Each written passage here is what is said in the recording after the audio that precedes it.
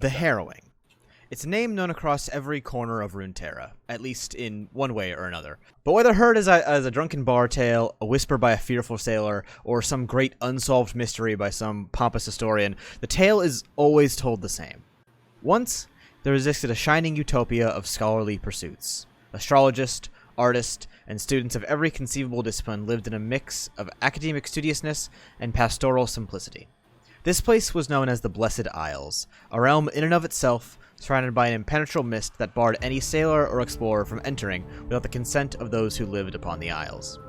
And for millennia that barrier stood, repelling all who sailed for the Isles of Legend until one day, it didn't. A ship sailed to the Blessed Isles and was permitted entrance, to dock at the hidden city of Helia, and that was the last time anyone or anything sailed for the Blessed Isles. Something known only as the Ruination swallowed the island and all who lived there. A shadowy mass of magic twisting and turning everything alive or dead into something much worse. And once the Radiant and Blessed Isles became known as the Shadow Isles, a den of always night where the dead wander and uncontrollable magics are the only true power. A realm of death under the control, or at least the guidance, of a horrid spirit known only as the Ruined King. It is these dead and this magic that protects the Isles, keeps away any of those same souls that intended to explore the Isles in their blessed state. But twisted power and death are not as easily contained as pastoral utopias and peace. And as if urged out of the darkness by something, or perhaps nothing at all, sometimes those spirits, the shadows, and the foreboding black mist creep across the southern seas and straight towards the Serpent Isles. Undead rise, abominations torn between life and death attack Bilgewater Port, and it seems every time they appear, they're a little bit harder to fend off. That is what the people of Bilgewater, and now the world over, call the Harrowing. And this is where we find our 5 heroes to be today. Standing atop Butcher's Bridge, shoulder to shoulder you face the black mist, and the sight of lost souls slowly stumbling forward from it. The 5 of you stand at the side of Malcolm Graves, who is the first one to fire a shot. The engine of his Hextech shotgun, Destiny, roars and sounds off with a thunderous blast, smashing into the formerly living body of one of those lost souls, and the undead thing waltzing out of the mist is torn apart by the blast, knocked back into the black mist from where it came.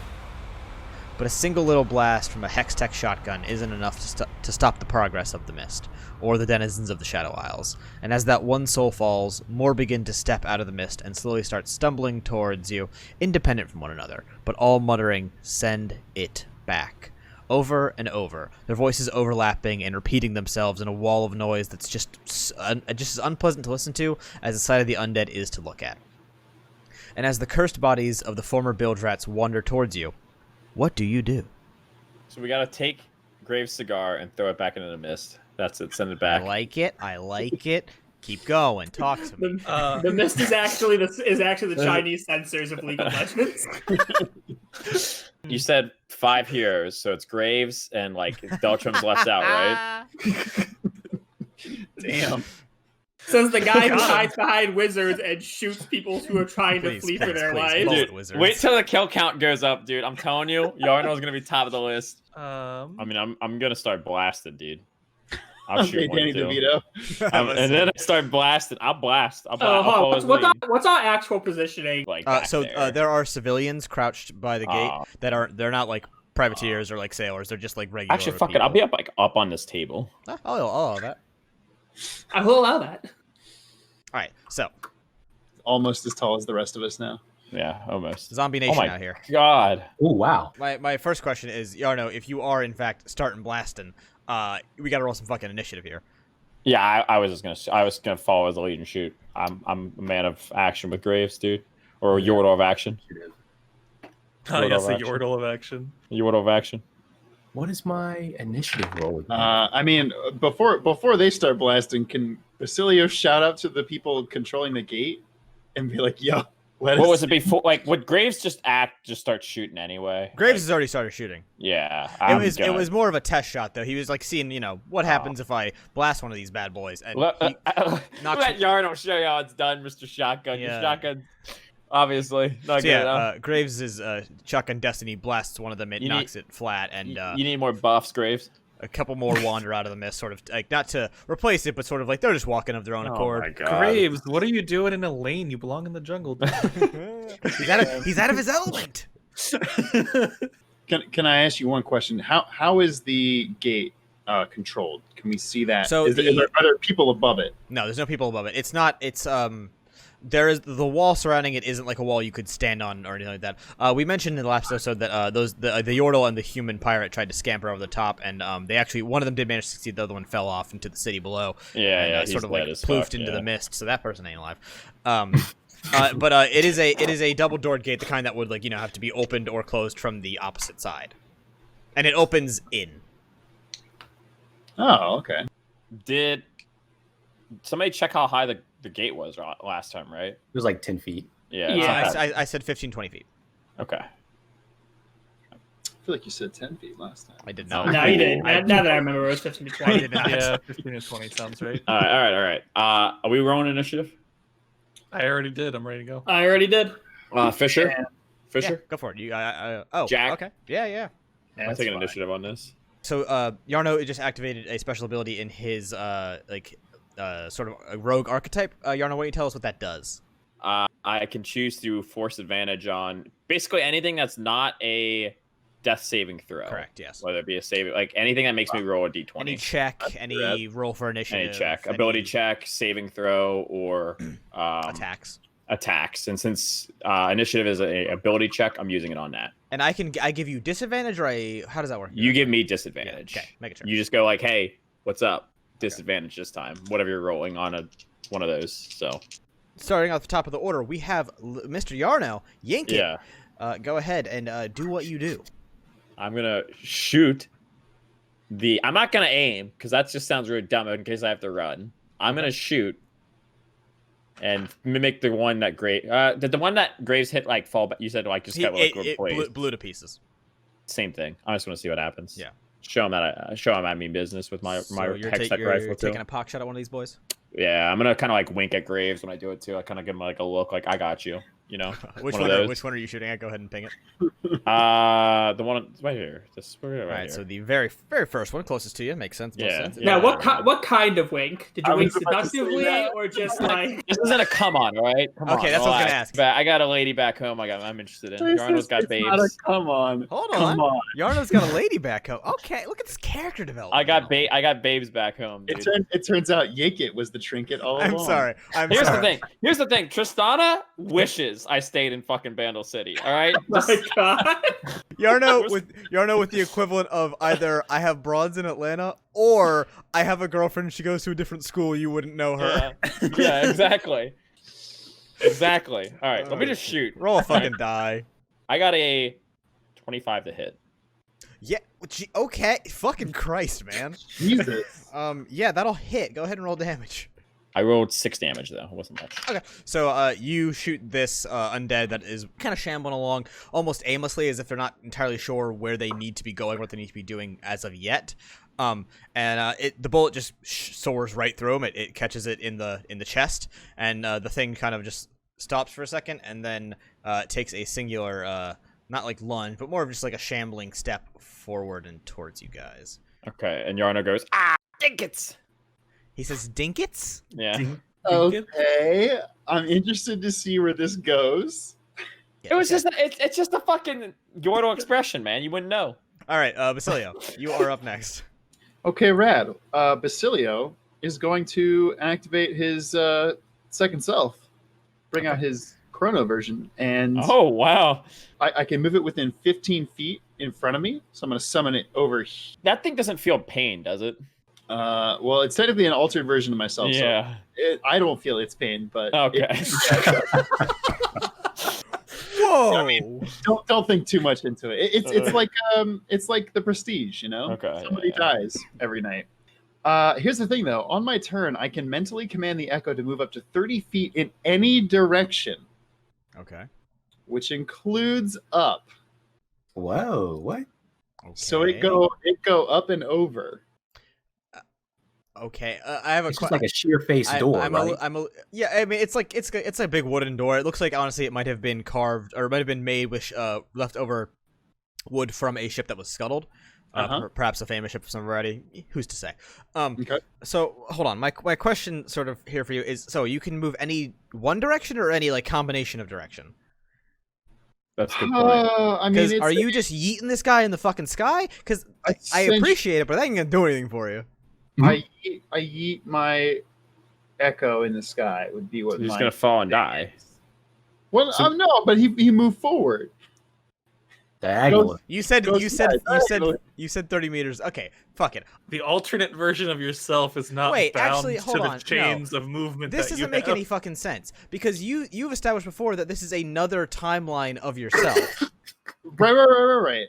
So walk and climb. So in what timeline are you wearing the fucking boosted ass Air Jordans and you fucking dunk over the fucking wall? I read the subtext to make sure. I'm pretty sure what he does is like teleports him 30 feet. Yes. He doesn't walk. All right. So he can go anywhere within 30 feet or a max of 30 feet. Typically, teleportation spells in D&D require you to know where you're going.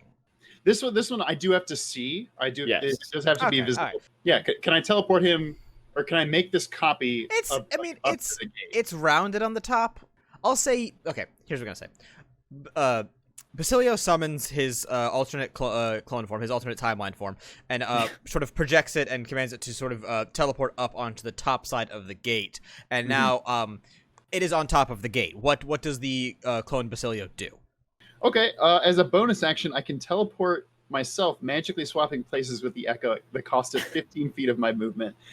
So I'm gonna do that, and now I'm on top of the gate. So you're a coward. Wait, also, didn't you bonus action summon the clone? Yeah. He did. You got me on that one. Got him. Can't do that. Can't do that.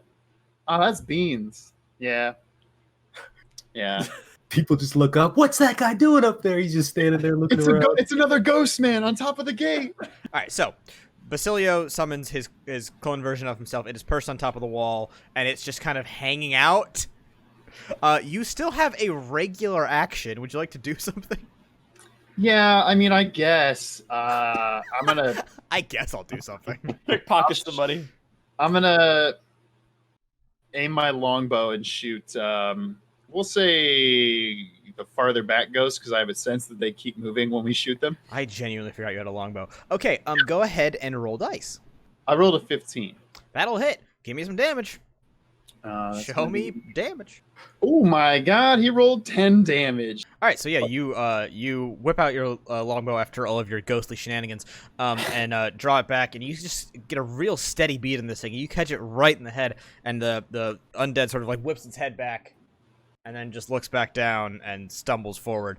It's not doing as well as the one that Yarno shot, so it kind of like walks a little bit to the right, but it's still coming forward. It's clearly discombobulated by getting shot in the head, as you would. Yeah. And the next one actually is that shadow. It is going to walk its dumb ass. It's going to get right here, and it's going to take a swing at Ebrak. Does a 6 hit your AC? No, God, no. Oh, weird. That didn't work out for this undead. This undead sort of like wanders and stumbles up and takes a almost like a drunken swipe at Ebrak, and it's just Whiff City out here. And the next one is going to be this next undead who is also going to walk, but this one's going to walk at Akram. Oh man. And Akram, it is going to attempt to use a special attack on you, which I'm not going to say the name unless it actually hits because it's interesting. It's going to roll this. Does an 11 hit AC? No. Never mind. So this undead walks at you, and it sort of radiates with a spectral green energy, the same kind that is sort of fueling all of these undead. It sort of rears its hand up, and you see a big flash of light, and it does swing, and something stops it. Okay. And the next in the order is going to be Deltram. All right. Give me this good spell. I can't wait to hear it. Oh my god. Fuck, 2 of them already moved. All spells are inferior to web. I say, buy me some time, and I run to the gate. I cast Spider Climb. Hold on. We keep interrupting each other. Rob, what are you casting? Spider Climb. Rob, please inform everyone at home what Spider Climb does. It lets me climb up vertical walls like a spider, and upside down walls. We call those ceilings. true. We do call them ceilings. You are not a wizard. You, in fact, are the Spider-Man class. So here's the wild thing: is how much move speed do you have? Probably full move. Dog, I don't know. If he has spider climb, there's no way he doesn't have. He gains a climb speed, I think.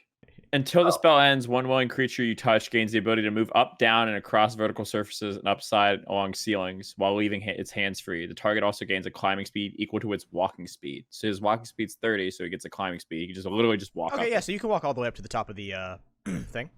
He has that for an hour, by the way. I walk up to the top of the bridge. Okay, to the top of the gate. Yeah, that, and I'm like, is there any? What do I see?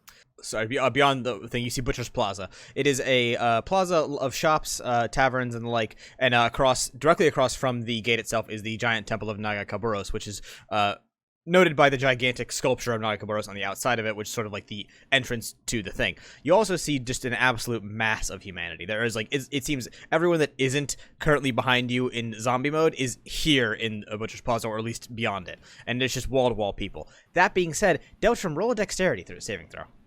I got, oh Christ almighty. You to add your dex modifier. Yeah. It's not going to matter. I got 7. Okay, yeah, you are shot at.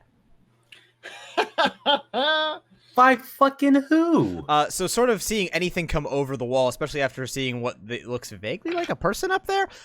Any pirate that is currently sitting there terrified shitless of the harrowing fires at the first thing they see, which happens to be Deltram. They didn't see fucking Basilio over there first? It's semi-translucent. I'm going to give it to him. Can I attack the person who shot at me? Absolutely not, because it's multiple people that shot at you.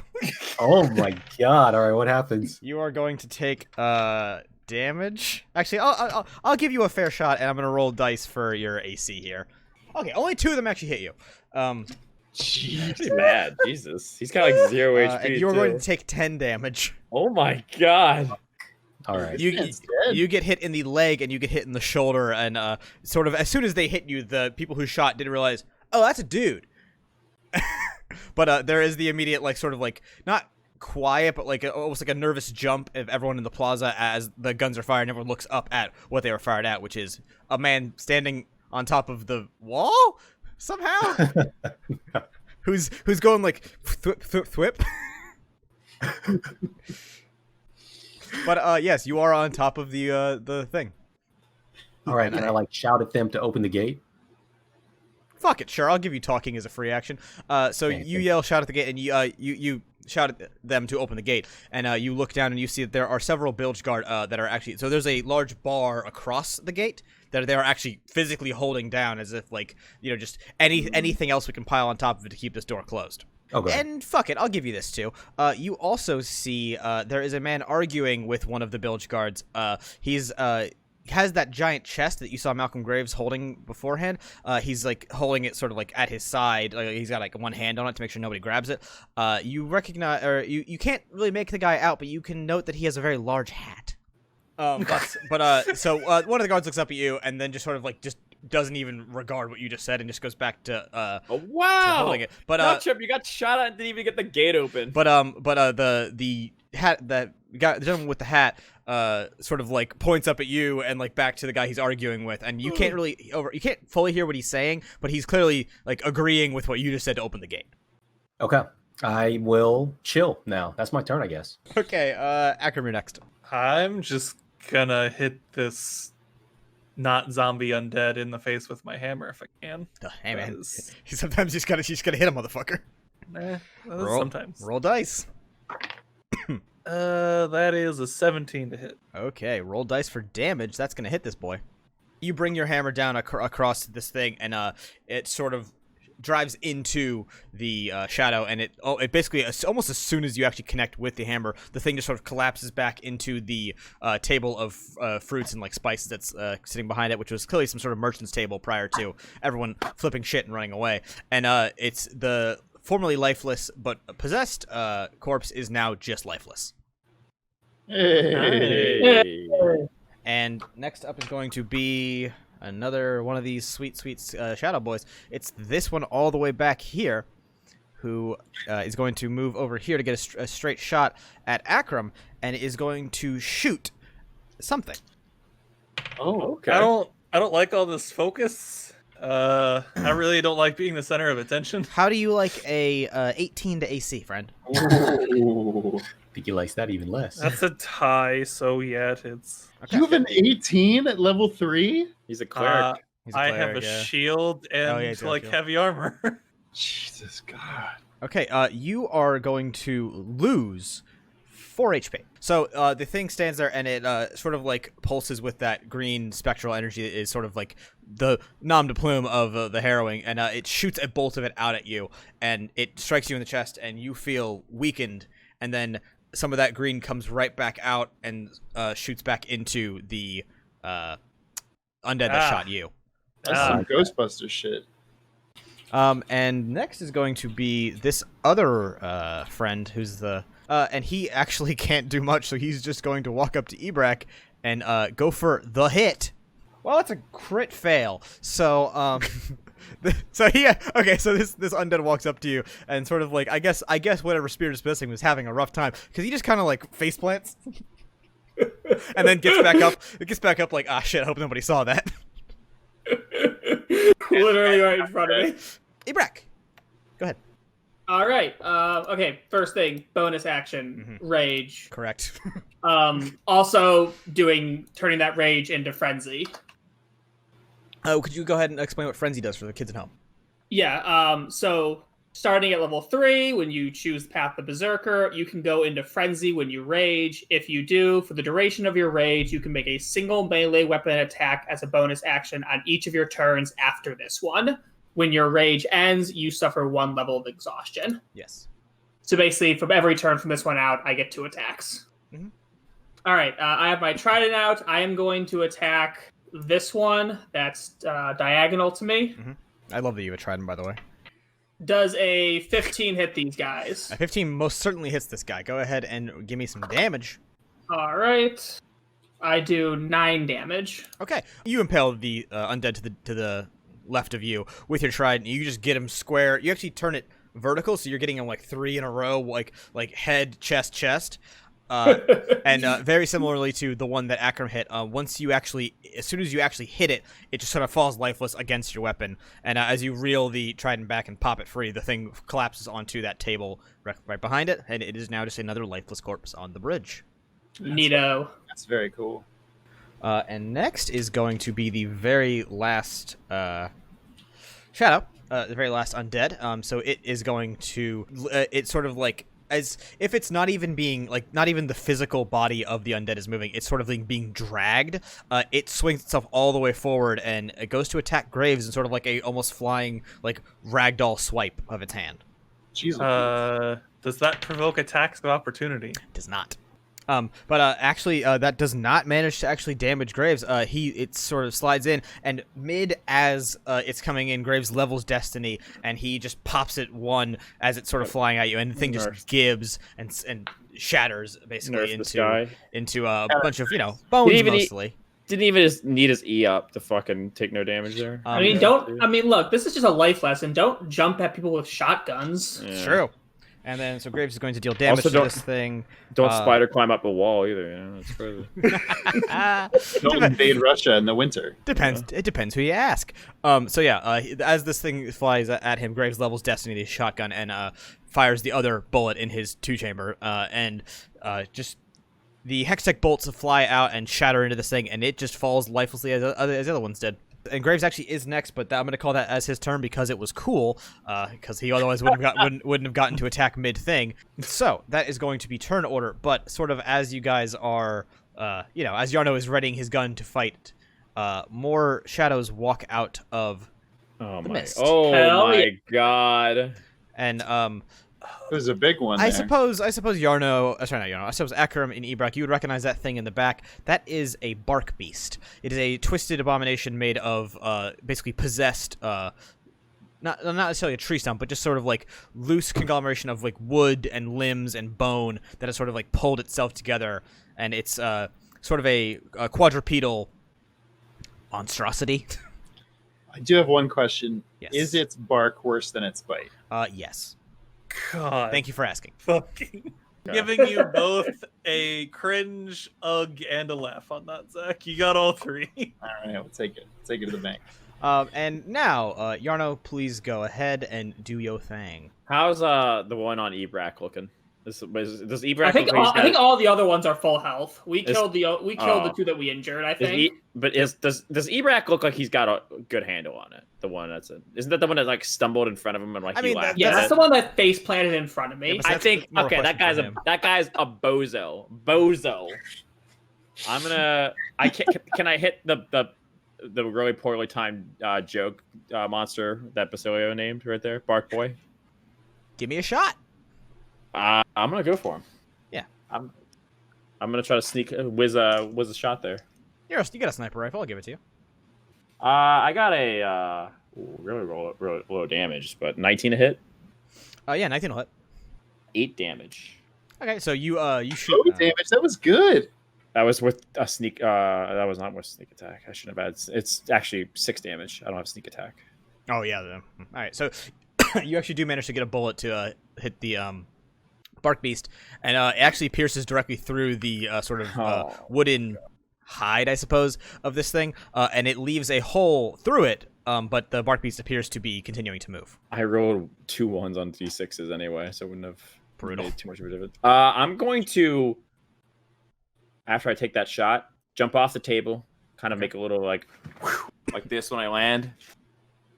Just kind of showboating a little bit in front of Graves. Not too big of a deal, but gonna run over here and get on this table. Okay, sure. Running to the other table. So you leave off the table, do sort of like a combat roll, like with your gun tucked close to your chest, and hop up onto this table and sort of like reposition and aim. Yep. It looks cool. Yeah.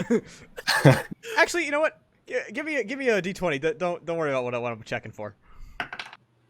Oh God, I got a 6 flat. No one acknowledges how cool it was. Okay. Damn it. Bad luck. You hate to see it. Basilio and his dumb clone. What's up? Well, now I'm very worried if I switch positions with my clone, then I'm just gonna get shot at. Get up here, pussy boy. What are you talking about? Got triple my health. Can I? Let me float this one to you, and I'll see how you feel about it.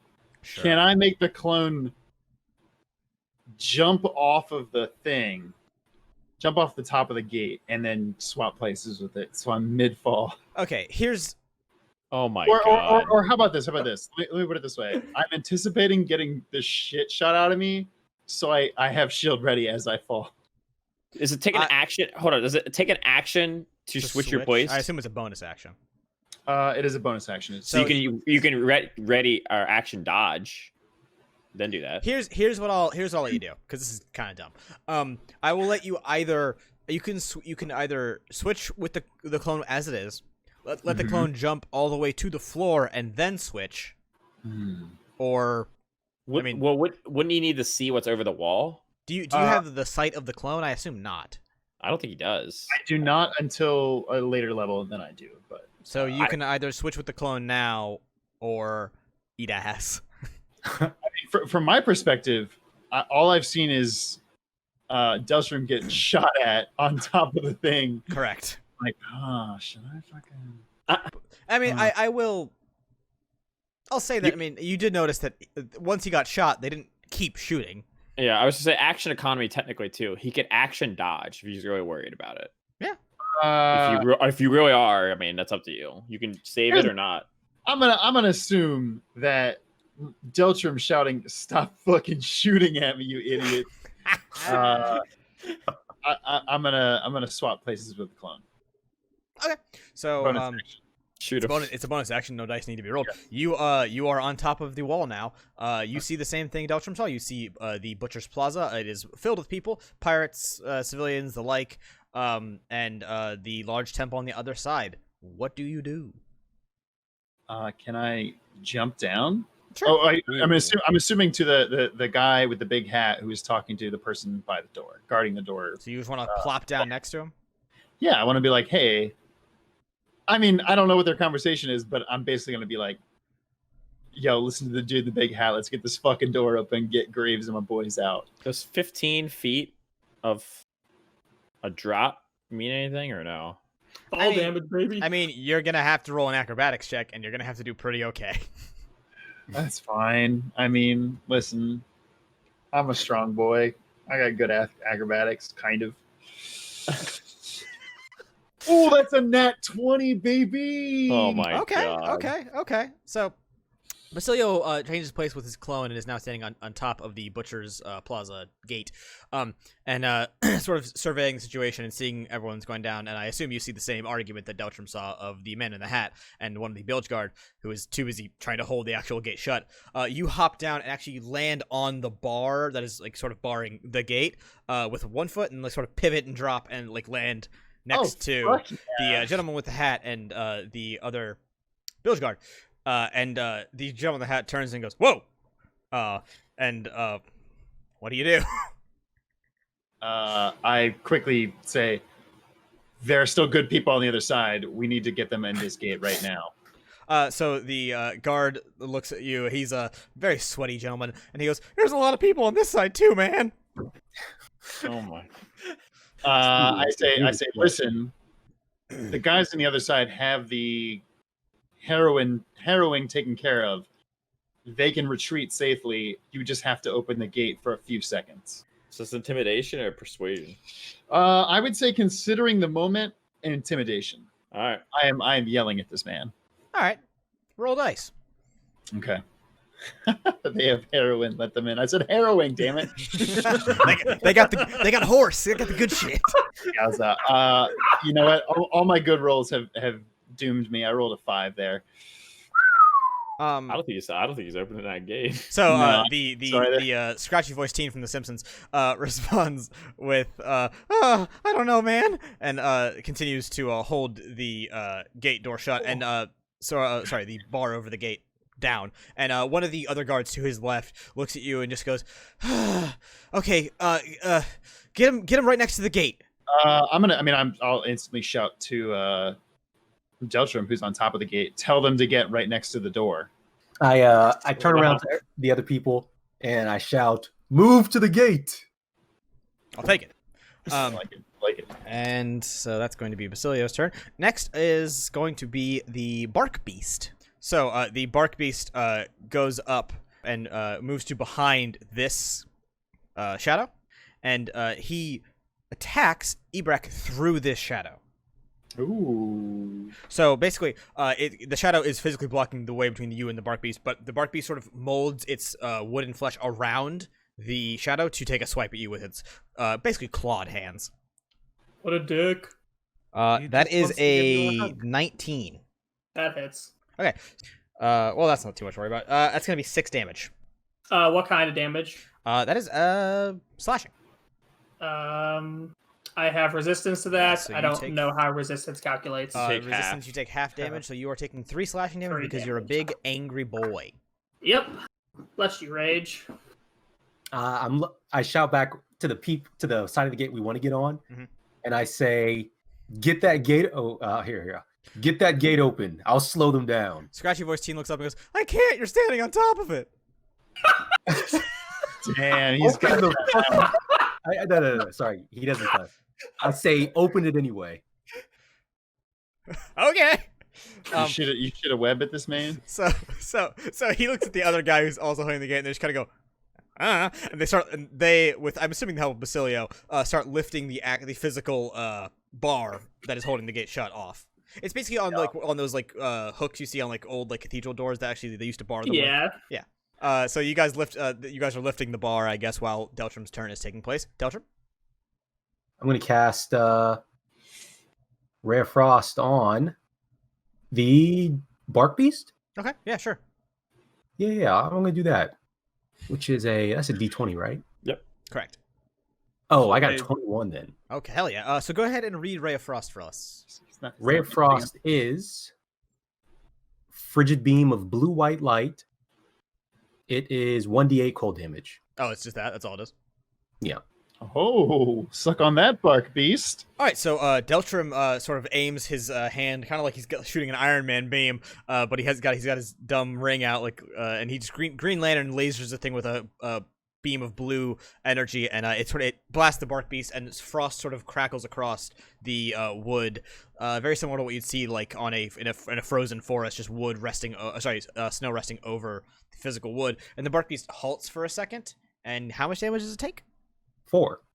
Oh, and it's sort of like it's slowed, but it kind of like begins to move again as it is still animate. Okay. Do you say something cool? Absolutely not. I fired something cool.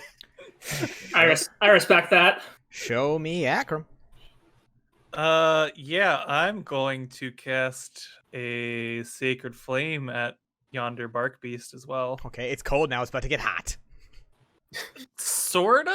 I know it's more like radiant. It's radiant damage, isn't it? It's radiant damage. Okay. Yeah. All right. So go ahead. I don't do anything. He makes a dex save. Oh, that's it. Okay. 13. Oh, okay. Yeah, you hit. Okay.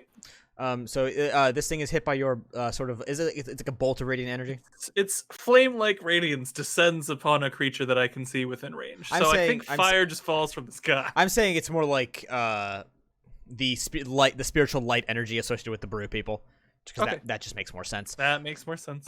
So this is just radiant damage, and how much is he taking? Takes a solid min damage, which is one radiant damage. Well, here's the thing. He clearly, you can tell based on when that damage hits that it does more than it hurts him more than you thought it was going to, but it's still alive. Okay, so Akram sort of calls down this spirit of Nagakaburos or equivalent, and it strikes the bark beast, and the bark beast kind of is hit by it, and then just like, okay, I'm a fucking tree. I'm an evil tree dog. What do you want? And Akram then bolts, jumping over the table and past Graves, who kind of looks at him with a cigar in his mouth. She goes, "Whatever." Howdy. And next is going to be Shadow. Show me undead. This one is going to go over here. It sort of scrambles up onto the table there, and it's want some fruit. And yeah, standing amongst the fruit and spices, and next to the corpse, the other undead that was blasted down by Akram, and it is going to shoot in the same way that one shot at Akram earlier at Graves. He shoots that same bolt of energy that was shot at Akram, and it sort of goes into Graves, and Graves kind of like braces himself, and then it is pulled back out, rather painfully looking, and it surges back into the undead that stands atop the table now. Graves is now dead. Canonically, real glass cannon, that guy. Real glass cannon. This isn't important to you at the party, but he's dead. Ebrak, go ahead. All right. I'm going to attack the thing directly in front of me. Okay. Yeah. All right. That's not good. That I only rolled an 8. 8 is not going to do her, but you get 2 attacks. So go ahead. I'm going to attack again, and this time I'm going to roll a 13. A 13 will hit. Give me damage. All right. Wow, nice. Roll damage. I am going to do 7. Okay. You catch this thing with your trident sort of square in the chest, and once again it sort of like reels back. And this one actually doesn't collapse, but it is looking pretty shit, as if the spirit is having trouble controlling the undead corpse. And that's gonna be your turn. I'm thinking. No, I can still move. Oh yeah, of course you can. Go ahead. Yeah, so you can risk the disengage damage and try to get out, or. Yes, I'm going to risk it. It's only the one directly in front of me who's going to be able to disengage. Correct. Yep. Okay, the bark. Okay. I'm going to move here. 15. BRAC? Yeah. Okay, so you were going to take damage. What's their claws deal? Probably not much. 5 damage. And then and I still get resistance to it, right? Yep. Oh yeah, so take 3. So you back up, and it sort of like as you're pulling the trident, it gets you with a dig in the arm. That's fine. You're hit, but you're not. I witnessed him backtracking, not running away. He is not a coward. All right. Next up is going to be Graves, and he is actually going to move directly in front of where Ebrak is, and he levels Destiny, his shotgun, and turns something on the back, and you hear the Hextech engine start to wire and spin. And Graves says, "End of the line. and fires a heavy bolt out of the shotgun Destiny, and it blasts in just a cone of spark and flame and cinder in front of you guys, and you actually can't see for a second as to what happens, but the sort of smoke clears after a moment, and they gone. Fuck yeah. He just wiped them. Okay, well that's cheating, dude. Come on. And that actually does push both Graves and Ebrak back a little bit. He sort of like levels into you, like as if he wasn't expecting to get knocked back that hard by it. Like he was surprised how much damage that did. But the big question is, does he still have the cigar in his mouth? Of course he does. And so you guys are sort of, cool. It's things are going good. But then you see sort of like almost as if the shadow is judging how much you guys are taking out and almost like deciding to send more and more at you, almost as if the mist is testing or like seeing how good the defenses of Bilgewater are in a way. More and more come out. Hot damn. Fucking wave defense games. Next up is going to be Yarno. I'm gonna look over at Sharktooth and old Huff and Puff. Who's and Huff and Puff? I assume The Graves. guy with the cigar? Oh, okay. I'm gonna yell and kind of like holler over.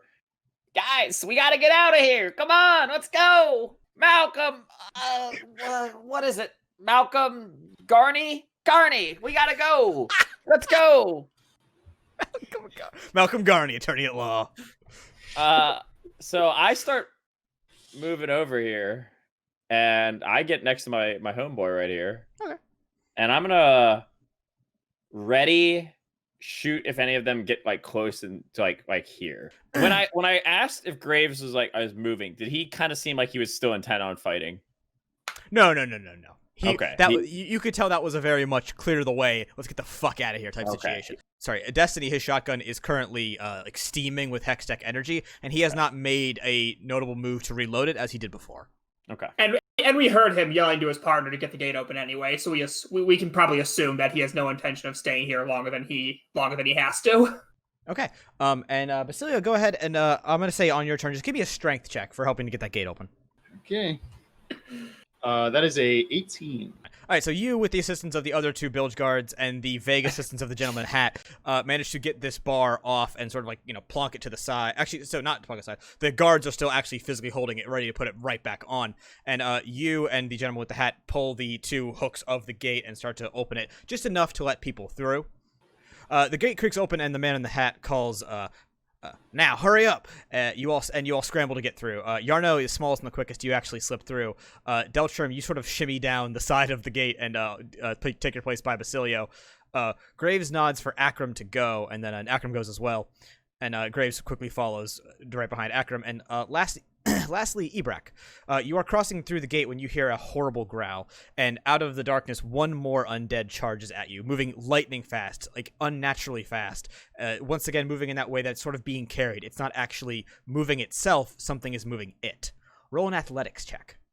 Oh, man. And he's raging still? He's raging still. All right, I'm going to take the 13 because it's better than the 2. Sorry, did you roll a 13, or is that before or after you added your strength, your modifier to it? It's a 15 with modifier added. Okay, so I also have proficiency in athletics. So you added proficiency bonus too. Yeah, so actually, and my strength gives me +3, so actually it's an 18. Okay, so 18 on the athletics check there. Ebrak, you make it through just as sort of the gate is being closed, but unfortunately so does the undead, or at least most of it. Ebrak, along with basically everyone else, slams the door shut, and the undead is actually crushed by the gates. Only some of its torso and tattered bits of clothing actually make it through, sort of like smacking onto the ground before you. But you see that green mist sort of float and apparate away from the actual body itself, as if it's going back through the wood to the other side where the mist is. Can I stab at the corpse regardless? Yeah, you give it a stiff boot just for good measure, just a little bam. Perfect. The gates are closed though now, or no? So once through, the gate is barred once again, and the team is now safely in Butcher's Plaza, a large plaza lined with upscale shops and taverns, and the tall gate stands opposite of the main temple of Naga Koburos in the city. The gates to the temple are opened, and Indra's souls are being guided inside by priests and priestesses of the Kraken goddess. The rest of the town seems to be in the plaza, or at least what's left of the town. And the gang is greeted by the gentleman in the hat, none other than Tobias Felix. I was to say, it's Twisted Fate, right? Also known by his nickname to our Bilgewater residents. That's Twisted Fate, a stupid nickname for a person that has to like interact with humans on a daily basis. So Tobias and Malcolm Graves quickly begin to argue about TF leaving Graves on the other side, and Tobias seems quite upset about the treasure chest you guys are noticing is now opened that sits by his feet. The argument, however, seems pretty petty, and it is, in comparison to the much louder argument taking place in the middle of Butchered Square, now that sort of the drowning of combat has been sort of lost from your ears, you are more able to notice. Go ahead. Are they distracted by arguing each other? Yeah, they are like they're up in each other's face. The sexual tension is unbelievable, and they're yelling at each other. I'm getting right up in that treasure chest, by the way. I'm looking right in there. Is it open? Are you physically going to it? Yeah. Is it open? No, yeah, it's open. But like, sorry, it's not like physically open. It's like the lock has been opened.